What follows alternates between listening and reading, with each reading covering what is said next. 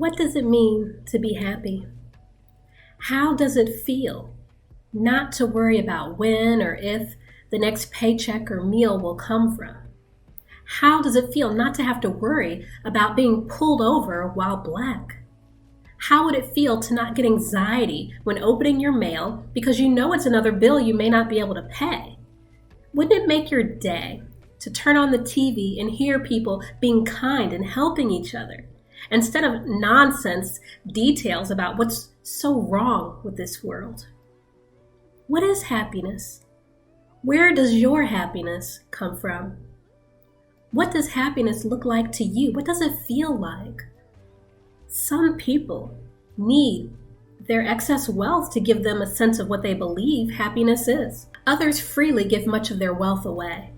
It may not be wealth per se, because there are many ways of giving. Their happiness does not come from having a lot of money or things.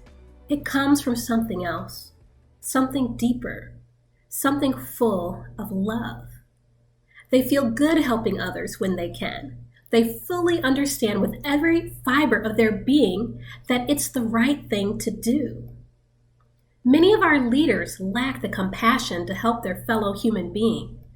Not only do they refuse to share to help keep their fellow human beings from starving and dying of COVID, to name a few, but they refuse to pay their fair share in taxes. They give themselves health care and forsake it for others. They give themselves bailouts and forsake it for others. They legalize inside trading for themselves and penalize others for the same behaviors. Then they take the tax money average people contributed to our country to help the people of our country. The money the average person contributed largely goes to help corporations, not the people who actually contributed the money into the pot. Obviously, corporations matter, not their employees. Big business matters, not people. If people mattered, we would not have so much devastating poverty. Jesus said, "Whoever oppresses the poor shows contempt for their maker, but whoever is kind to the needy honors God." Proverbs 14:31. Dr. Martin Luther King Jr. said, and I quote, "As long as there is poverty in this world, no man can be totally rich, even if he has $1 billion. The Dalai Lama reminds us, and I quote, "Wherever it occurs, poverty is a significant contributor to social disharmony, ill health, suffering, and armed conflict. If we continue along our present path, the situation could become irreparable. This constantly increasing gap between the haves and have-nots creates suffering for everyone." End quote. Love has been forcefully evicted from our country. Its belongings scattered across the grass. People drive by and look away ashamed. No, no, no. This is not right. Love must be our new currency. Justice must be our decision maker. Before we can make America great again, we must make people matter again, not corporations. Black people in this country cannot breathe. The weight of injustice sits on our chests, the knee of inhumanity pressing down on our necks.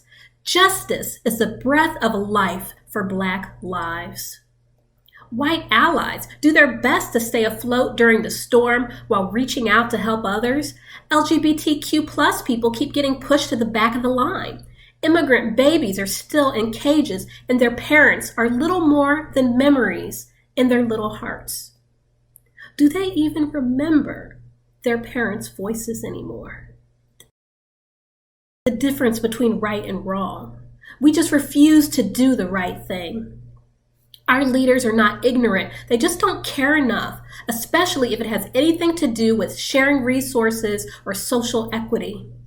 Ignorance is not the problem. We have a love problem.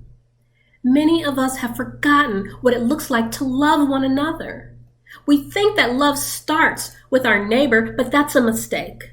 An honest, understandable mistake. Before we can love our neighbor, we must first love ourselves. Before we can hope that when we send our children out into the world that they will be loved, we must teach our children to love. The wealthy in power abuse their authority and stuff themselves while others starve. Something happened to them. Something happened when they forgot how to genuinely love themselves, that they became so incapable of loving their neighbors too. Stop the cycle. Love yourselves, then love your neighbor. When you see injustice, do not drive by. Speak up, act, stop the cycle. Change starts with me. Change starts with you. Together, we will transform this world from oppressive to free. Amen. The blessed radiance thrives in each of us.